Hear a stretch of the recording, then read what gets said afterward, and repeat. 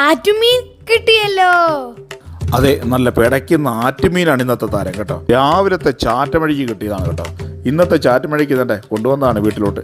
അപ്പോൾ എന്തായാലും തന്നെ ഒരു പാത്രത്തിലോട്ട് എല്ലാം കൂടെ കുടഞ്ഞിടുകയാണ്. പരലും അതേപോലെ ഉണ്ട്, വരാലും ചെമ്പല്ലിയും പിലോപ്പിയും എല്ലാം ഉണ്ട്.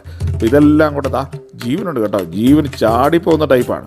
ഇവനെ എല്ലാം കൂടെ ചട്ടിയിലാക്കി ഇനി ചട്ടിയിൽ നേരെ പ്ലേറ്റിലാക്കണം. അതിനുള്ള പരിപാടിയാണ്.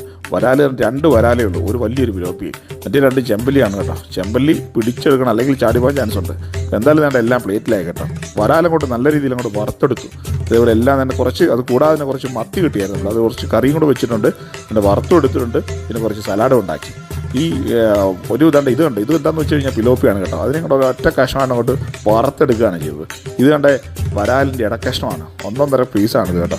അപ്പോൾ എന്തായാലും ഇതൊന്ന് കഴിച്ച് നോക്കാം.